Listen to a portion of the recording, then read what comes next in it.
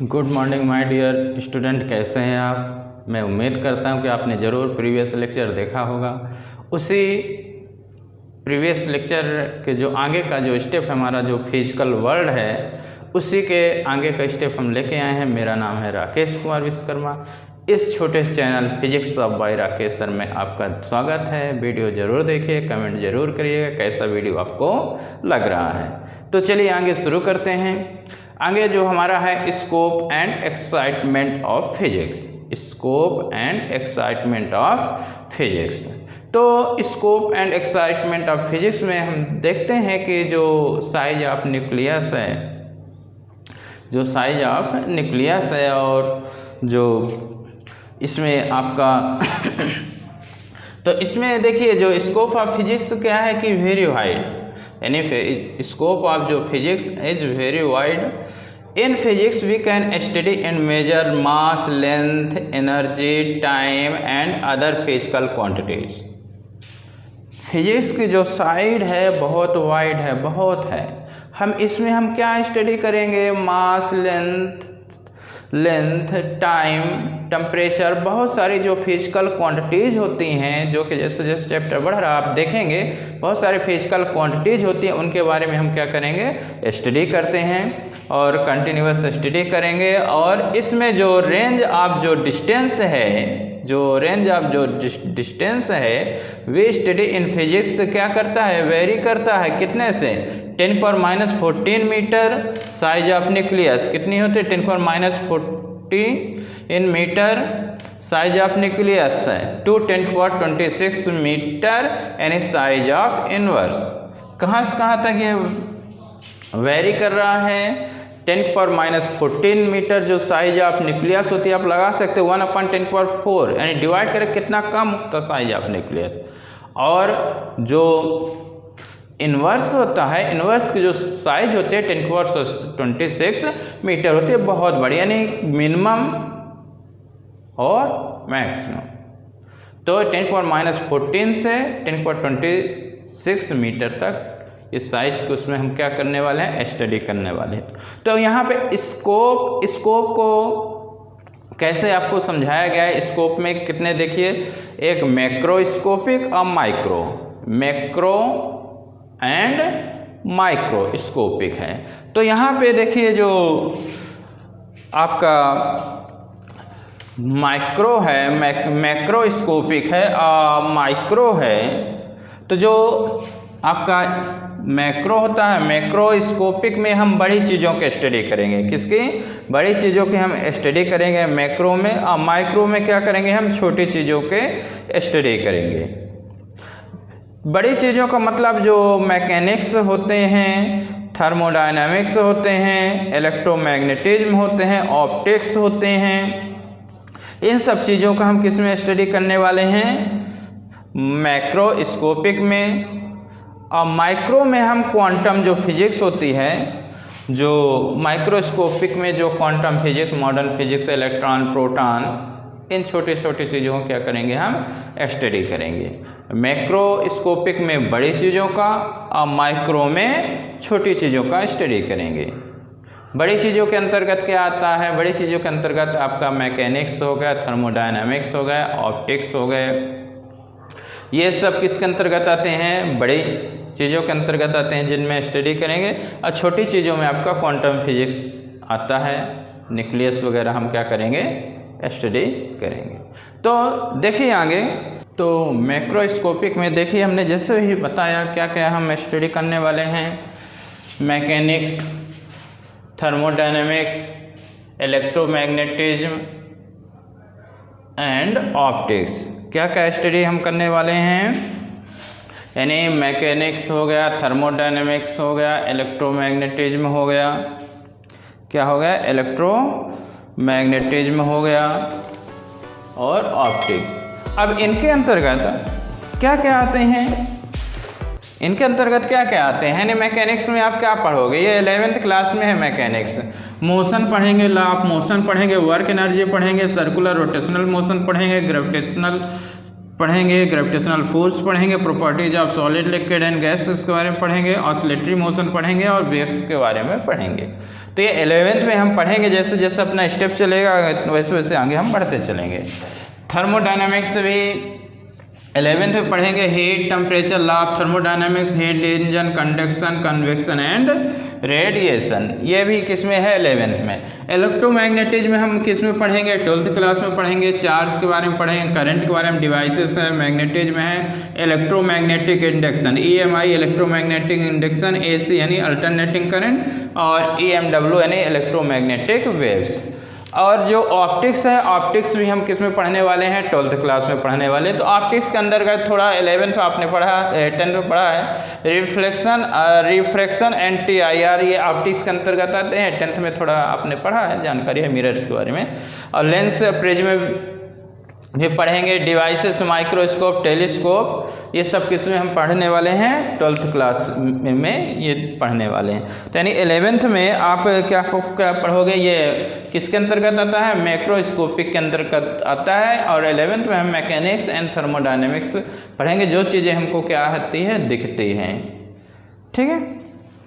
तो इनके बारे में हम क्या करेंगे पढ़ेंगे। तो माइक्रोस्कोपिक के अंतर्गत आपको क्या बताया गया कि ये बताया गया कि क्वांटम फिजिक्स आती हैं। क्या आती है क्वांटम फिजिक्स। क्वांटम फिजिक्स छोटी चीज़ों को स्टडी हम करेंगे, माइक्रोस्कोपिक के कैसी चीज़ों को, छोटी चीज़ों का। तो कैसे आते हैं ये क्वांटम फिजिक्स 12th में हम पढ़ेंगे। एटम पढ़ेंगे, एटम के बारे में, न्यूक्लियर फिजिक्स पढ़ेंगे, नेचर ऑफ इलेक्ट्रॉन, इलेक्ट्रॉन का नेचर क्या होता है उसके बारे में पढ़ेंगे, नेचर ऑफ फोटॉन के बारे में पढ़ेंगे, सेमीकंडक्टर के बारे में पढ़ेंगे और सेमीकंडक्टर में LED बल्ब वगैरह कैसे। और जो excitement of physics, excitement of physics का मतलब है डेवलपमेंट। एक्साइटमेंट ऑफ फिजिक्स का मतलब क्या होता है कि डेली क्या हो रहे हैं कि डेवलपमेंट हो रहे हैं। तो एक्साइटमेंट ऑफ फिजिक्स मतलब जो डेली लाइफ फिनोमेना होते हैं, daily life phenomena, conducting experiment होते हैं, एप्लीकेशन होते हैं, फ्यूचर प्रिडिक्शन होता है, प्रिडिक्शन। तो फ्यूचर प्रिडिक्शन जैसे गूगल मैप का यूज करके अपन क्या है आगे की ओर क्या मतलब चलते जाते हैं कि कहाँ पे हमको जाना होता है। तो एक्साइटमेंट ऑफ फिजिक्स में कुल मिला के होता है डेवलपमेंट होता है। एक्साइटमेंट ऑफ फिजिक्स मतलब क्या होता है कि डेवलपमेंट कैसे हो रहा है, नहीं डेवलपमेंट। तो ये इसके बाद आपका आगे है फिजिक्स एंड टेक्नोलॉजी है। तो यानी फिजिक्स का जो रिलेशन है टेक्नोलॉजी से कैसा है, फिजिक्स एंड टेक्नोलॉजी। फिजिक्स में हम किसके बारे में स्टडी करेंगे, लॉ ऑफ नेचर के बारे में। फिजिक्स में हम लॉ ऑफ नेचर के बारे में स्टडी करेंगे। और इन टेक्नोलॉजी में नॉलेज ऑफ फिजिक्स को क्या हम क्या करेंगे अप्लाई करेंगे। इन टेक्नोलॉजी में जो फिजिक्स है, फिजिक्स का जो नॉलेज है उसको हम क्या करने वाले हैं अप्लाई करने वाले हैं। नॉलेज ऑफ फिजिक्स को हम टेक्नोलॉजी में क्या करेंगे अप्लाई करेंगे। और जो टूल्स होते हैं उनको हम क्या करेंगे बनाएंगे। क्या करेंगे टूल्स को हम क्या करेंगे बनाएंगे। तो अगली जो हेडिंग है तो देखिए physics in relation to technology. हमने जैसे बताया कि इसमें हम क्या करते हैं कि इन फिजिक्स में हम किसके बारे में स्टडी करेंगे, लॉ ऑफ नेचर के बारे में। लॉ ऑफ किसके बारे में हम स्टडी करते हैं, नेचर के बारे में हम पढ़ते हैं। और इन टेक्नोलॉजी में जो फिजिक्स का है, फिजिक्स का जो नॉलेज है हम टेक्नोलॉजी में क्या करते हैं यूज करते हैं। और कई डिवाइसेस क्या करते हैं बनाते हैं। और जो इंस्ट्रूमेंट होते हैं, टूल्स होते हैं, उनको बनाते हैं जो हमारे लिए क्या होता है यूजफुल होता है और उनका हम क्या करते हैं यूज करते हैं। तो इसके जैसे एग्जाम्पल्स हैं, देखिए एग्जाम्पल्स हमने लिखे हैं कि किस प्रकार है। जैसे पहला एग्जाम्पल है, देखिए आपको क्या बताया गया कि study of heat and thermodynamics, यानी हीट और थर्मोडायनेमिक्स का स्टडी करते हैं। तो इसने हमको क्या डिजाइन किया, क्या हेल्प किया है कि वेरियस हीट इंजन बहुत सारे बनाए गए किसके स्टडी से, थर्मोडायनेमिक्स के। Diesel engine, petrol engine, steam engine, ये सब किसके हेल्प से, थर्मोडायनेमिक्स के हेल्प से क्या किए गए हैं बनाए गए हैं। यानी थर्मोडायनेमिक्स जो है हमको क्या किया, हेल्प किया, किसके बनाने के लिए, डीजल इंजन, पेट्रोल इंजन, जो स्टीम इंजन होता है ये, रेफ्रिजरेटर और जो एसी है इसी के अंतर्गत आ जाते हैं। अब इलेक्ट्रोमैग्नेटिक वेव्स का जो प्रोपोगेशन होता है, इलेक्ट्रोमैग्नेटिक वेव्स का जो प्रोपोगेशन होता है, इसने हमको किस तरह हेल्प किया, इसके सहायता से क्या बना है, इसने हमको हेल्प किया, क्या हेल्प किया, किसके लिए, डिजाइन, रेडियो बनाने में, टेलीविज़न, वायरलेस कम्युनिकेशन, यानी इलेक्ट्रोमैग्नेटिक वेव्स यानी हमको किस तरह हेल्प किया, इसके स्टडी ने हमको क्या हेल्प किया, क्या इसके द्वारा डिजाइन किया गया, इसके हेल्प से कि रेडियो बनाया गया, टेलीविज़न बनाया गया, वायरलेस कम्युनिकेशन होता है इलेक्ट्रोमैग्नेटिक वेव्स के स्टडी से। हम जब स्टडी करते हैं reflection and refraction of light, तो इसकी हेल्प के लिए क्या है, various optical instrument such as microscope, telescope, binoculars और सिनेमा प्रोजेक्टर, जो सिनेमा प्रोजेक्टर होता है वो भी क्या है, बनाया गया किसके स्टडी से, रिफ्लेक्शन एंड रिफ्रैक्शन के स्टडी से। तो इस प्रकार physics in relation to technology होता है कि यानी फिजिक्स में हम लॉ ऑफ नेचर पढ़ते हैं और टेक्नोलॉजी में नॉलेज ऑफ फिजिक्स को क्या करते हैं, अप्लाई करते हैं, और क्या है, बहुत सारे जो टूल्स होते हैं वो क्या है, बनाए जाते हैं, जैसे थर्मोडायनामिक्स का यूज करके हीट इंजन बनाया गया, डीजल इंजन, पेट्रोल इंजन बनाया गया है, इलेक्ट्रोमैग्नेटिक वेव्स की सहायता से हेल्प किया किसके लिए, वायरलेस कम्युनिकेशन हो गया, रेडियो टेलीविजन से हो गया, रिफ्लेक्शन एंड रिफ्रैक्शन से जो माइक्रोस्कोप, टेलीस्कोप ये सब क्या किए गए, डिजाइन किए गए हैं, और सिनेमा प्रोजेक्टर भी इसके अंतर्गत आता है। ग्रेविटेशनल लॉ का स्टडी से, यानी ग्रेविटेशनल लॉ का स्टडी करते हैं, जो सैटेलाइट वगैरह क्या किए जाते हैं, लॉन्च किए जाते हैं। तो इस प्रकार physics in relation to technology. Fundamental force of nature में देखिए, फंडामेंटल फोर्स ऑफ नेचर कितने होते हैं आपके, 4 होते हैं, कितने होते हैं, 4 होते हैं, यानी जो फंडामेंटल फोर्स ऑफ नेचर होते हैं 4 होते हैं। इनके ये जो फोर्सेस हैं, जितने भी जो फोर्स एक्ट होंगे सब इसी के अंतर्गत आ जाते हैं। दुनिया में जितने भी फोर्स एक्ट होंगे सब इन्हीं 4 फोर्सों के अंतर्गत क्या है, आ जाते हैं। तो यहाँ पे 4 फंडामेंटल फोर्स हमने लिखे हैं। तो 4 कौन कौन से होते हैं देखिए, ये एक ग्रेविटेशनल फोर्स होता है, वीक न्यूक्लियर फोर्स होता है, इलेक्ट्रोमैग्नेटिक फोर्स होता है, और एक होता है स्ट्रॉन्गर यानी स्ट्रांग न्यूक्लियर फोर्स। कितने होते हैं हमारे पास, 4 फोर्स होते हैं। कितने होते हैं, 4 फोर्स होते हैं। तो देखिए ग्रेविटेशनल फोर्स किन के बीच लगता है, 2 ग्रेविटेशनल फोर्स जो लगता है कि जो 2 मासेस के बीच, यानी जो हैवली जो बॉडीज होती हैं, 2 बॉडीज होते हैं, उनके बीच कौन सा फोर्स लगता है, ग्रेविटेशनल फोर्स, यानी 2 मासेस। हमारे और आपके बीच भी क्या लगता है, फोर्स लगता है। क्या लगता है, ग्रेविटेशनल फोर्स। हमारे और आपके बीच भी क्या होता है, फोर्स एक्ट होता है। ये ग्रेविटेशनल फोर्स क्या होता है, पूरे दुनिया को क्या किए हुए है, संभाले हुए है। ये कुर्सी रखी है, टेबल रखी है, बेंच है, ये सब किस वजह से हैं, ग्रेविटेशनल फोर्स की वजह से।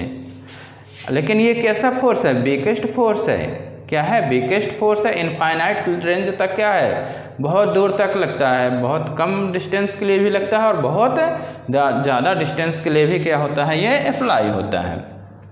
वीक न्यूक्लियर फोर्स किनके बीच लगता है, ये न्यूट्रॉनो एंड अदर पार्टिकल्स के बीच ये एक्ट होता है। और ये न्यूट्रॉनो ये रेयर केसेस में है, ओनली जब बीटा डीके होगा, रेडियो एक्टिविटी जो पढ़ेंगे आगे हायर सेक्शन में, तो रेडियो एक्टिविटी जो होते हैं उसमें आपका ये क्या होता है, ये आपका फोर्स एक्ट होता है। जो आपका वीक न्यूक्लियर जो फोर्स होता है ये किनके बीच एक्ट होता है, न्यूट्रॉनों के बीच होता है। इलेक्ट्रॉन एंड न्यूट्रॉनों क्या होते हैं, एमिट होते हैं ड्यूरिंग बीटा डीके होते हैं। ये फोर्स इनके बीच लगता है और एक एक्ट होता है। इनकी जो रेंज भी होती है, शॉर्ट रेंज भी होती है। कितने रेंज तक ये लगता है, 10⁻14 मीटर से 10⁻15 में। देखिए 1/10⁻14 है तो क्या बहुत कम आएगा, 10⁻, यानी बहुत कम ये फोर्स लगता है। और ये क्या होता है, ये किससे स्ट्रॉन्गर होता है, ये ग्रेविटेशनल फोर्स से क्या होता है, स्ट्रॉन्गर होता है, but very weak than the electromagnetic force and strong nuclear force. इन फोर्सों के कंपेयर में ये क्या होता है, कम होता है, वीक होता है। अब इलेक्ट्रोमैग्नेटिक फोर्स है, इलेक्ट्रोमैग्नेटिक फोर्स किन के बीच एक्ट होता है, बिटवीन चार्जेस के बीच। जो चार्जेस होते हैं उन चार्जों के बीच कौन सा फोर्स लगता है, आपका इलेक्ट्रोमैग्नेटिक फोर्स लगता है चार्जेस के बीच। ये भी लॉन्ग रेंज के लिए होता है। किस रेंज के लिए होता है, लॉन्ग रेंज के लिए भी एक्ट होता है। और इसमें क्या होता है कि ये कितना होता है, 10⁻30 times stronger than gravitational force. Gravitational force से कितना स्ट्रॉन्गर होता है, 10⁻30 टाइम्स होता है, between 2 protons lying at same distance. Strong nuclear force, strong जो न्यूक्लियर फोर्स होता है किनके बीच एक्ट होता है neutron neutron, proton proton, proton neutrons, इनके बीच एक्ट होता है। ये जो न्यूक्लियस होता है हमारा, क्या होता है, न्यूक्लियस होता है। जो न्यूक्लियस होता है, न्यूक्लियस के अंदर क्या होते हैं, आपके न्यूट्रॉन होते हैं, प्रोटॉन होते हैं, ये न्यूक्लियस। तो न्यूक्लियस के अंदर न्यूट्रॉन प्रोटॉन होते हैं, तो इनके बीच में ये आपस में क्या होते हैं, चिपके हुए होते हैं। क्या होते हैं, ये आपस में चिपके हुए होते हैं, आपस में ये एक दूसरे से क्या होते हैं, चिपके हुए होते हैं। इनके बीच देखो प्रोटॉन प्रोटॉन है, तो इनके बीच क्या होगा, प्रोटॉन पॉजिटिव होता है, प्रोटॉन क्या होता है, पॉजिटिव होता है। प्रोटॉन प्रोटॉन के बीच क्या है, रिपल्सन फोर्स लगेगा। बट यहाँ पे जो स्ट्रॉन्ग न्यूक्लियर फोर्स है उस रिपल्सन फोर्स के कंपेयर में क्या होता है, ज़्यादा होता है, यानी आपस में क्या होते हैं, चिपके हुए होते हैं। स्ट्रॉन्गर जो स्ट्रॉन्ग न्यूक्लियर जो फोर्स होता है, जो प्रोटॉन प्रोटॉन के बीच जो फोर्स लगेगा उनके कंपेयर में क्या होता है, ये ज़्यादा होता है, यानी आपस में क्या होते हैं, ये चिपके हुए होते हैं। Neutron proton proton, neutron neutron, proton proton, proton neutron के बीच होता है। इनकी शॉर्ट रेंज होती है, बहुत कम रेंज होती है, 10⁻14 मीटर टू 10⁻15 मीटर। ये 100 टाइम्स किससे, इलेक्ट्रोमैग्नेटिक फोर्स से ज़्यादा होता है, और 10⁻38 टाइम्स स्ट्रॉन्गर देन किससे होता है, ग्रेविटेशनल फोर्स से होता है। किससे ज़्यादा होता है, इससे। और यहाँ पे ये चार्ज इंडिपेंडेंट होता है। जो स्ट्रॉन्ग न्यूक्लियर फोर्स का क्या होता है, चार्ज इंडिपेंडेंट। जब चार्ज इंडिपेंडेंट हुआ, चार्ज जब इंडिपेंडेंट होगा तो जो आपका फोर्स लगेगा, फोर्स लगेगा न्यूट्रॉन न्यूट्रॉन, प्रोटॉन न्यूट्रॉन, तो ये इनके जो प्रोटॉन प्रोटॉन, तो ये फोर्स क्या होंगे, जब चार्ज इंडिपेंडेंट होगा तो क्या होगा, ये सब फोर्स क्या होंगे, इक्वल होंगे। यानी न्यूट्रॉन न्यूट्रॉन के बीच का फोर्स, प्रोटॉन न्यूट्रॉन के बीच का फोर्स, प्रोटॉन प्रोटॉन के बीच का फोर्स क्या होंगे, इक्वल होंगे। ये क्या होते हैं, चार्ज इंडिपेंडेंट होते हैं। जब चार्ज इंडिपेंडेंट होंगे तो फोर्स क्या लगेगा, चाहे न्यूट्रॉन न्यूट्रॉन हो, प्रोटॉन न्यूट्रॉन हो, प्रोटॉन प्रोटॉन हो, क्या लगेगा, आपका सेम लगेगा। तो ये आपके क्या होते हैं, फंडामेंटल फोर्सेस ऑन नेचर होते हैं। यानी ग्रेविटेशनल फोर्स क्या लगता है, 2 मासेस के बीच लगता है। इन यूनिवर्स में इसका इक्वेशन भी होता है, F=G m1m2/r² होता है। इन्वर्स स्क्वायर लॉ के नाम से भी जाना जाता है, आगे पढ़ेंगे अपन। इसकी जो रेंज होती है इनफाइनाइट होती है। कैसा होता है, वीकेस्ट फोर्स होता है, फिर भी पूरी दुनिया को संभाले हुए हैं। ये वीक न्यूक्लियर फोर्स है जो न्यूट्रॉनो एंड अदर पार्टिकल्स, ये किस में होता है, ओनली इन बीटा डिके में होता है।